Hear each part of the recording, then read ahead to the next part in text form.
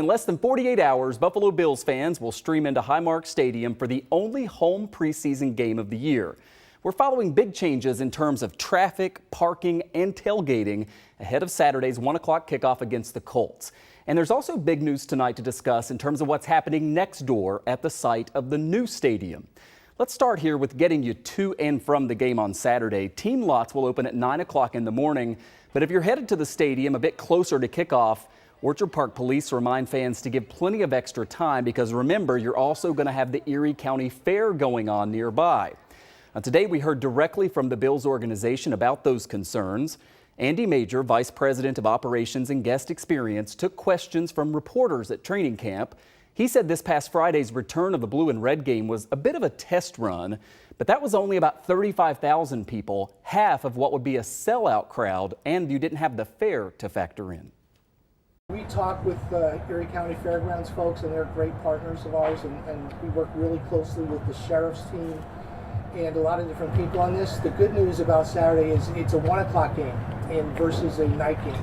And in the past, we've had a lot more difficulty with the fairgrounds as well, with traffic and staffing that maybe share, both events.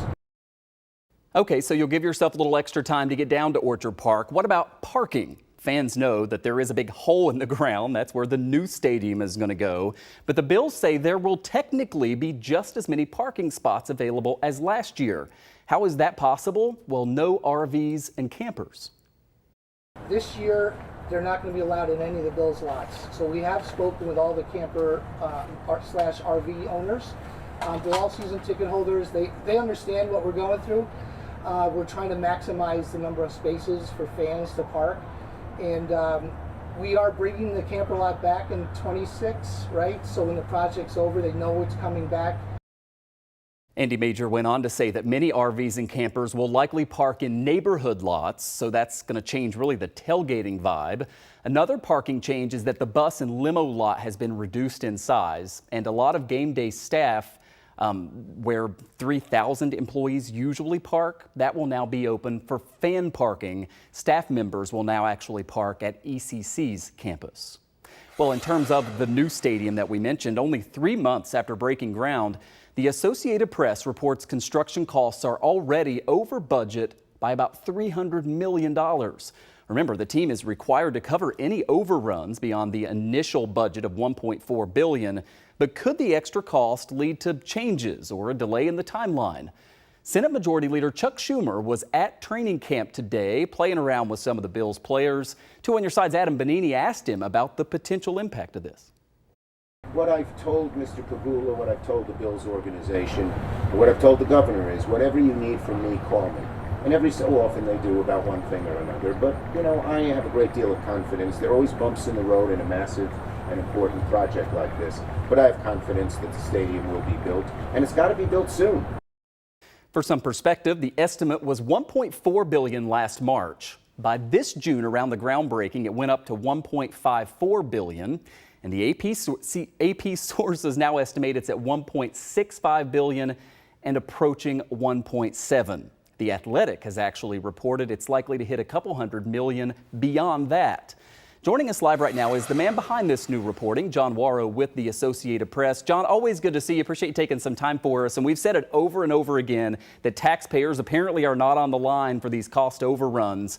But some people have, pointed out the team is passing on its share of the cost in large part to these personal seat licenses or other higher costs for fans. So should people watching expect that however much more they spend than expected on the stadium, some of us are going to be helping to cover that? Well, I think there's a limit to how much the Bills can pass on to fans as far as seat licensing goes. They've done their studies. They know what this market can bear. So I think that there's a cap on that as far as how much they can add to it as far as a one-time seat license.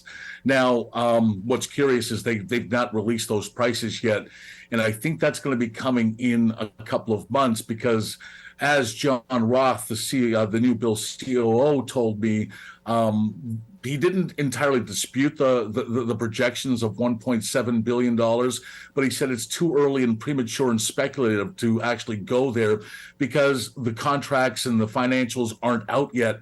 And that's something they're going to be going over the next month or so.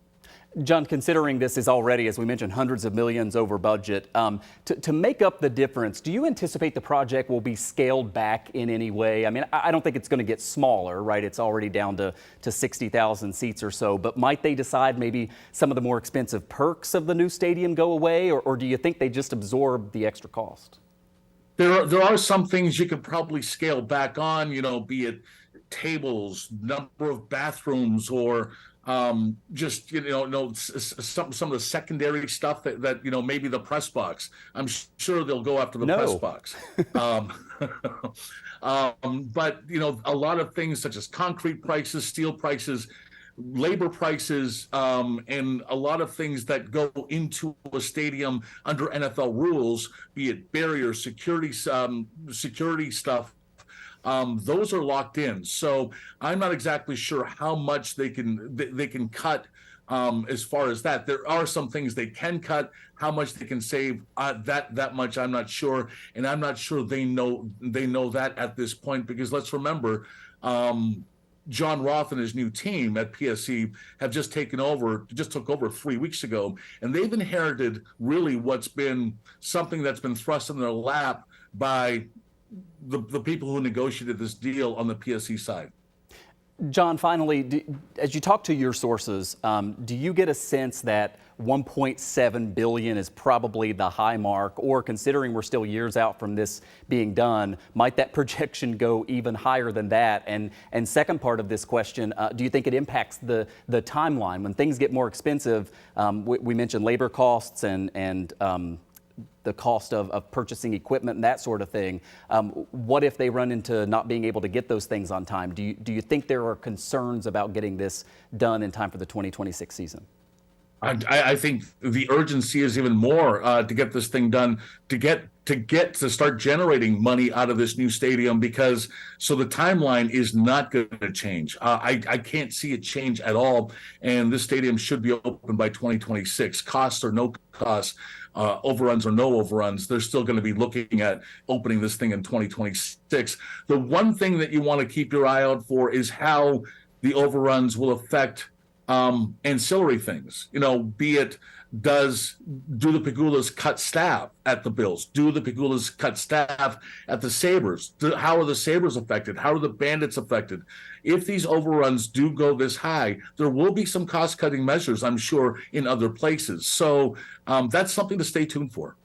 We'll be following your reporting on it, always front and center with all this. John Wawrow is a Buffalo-based sports writer for the Associated Press. John, great to see you. Thanks for your time. Thanks, Michael.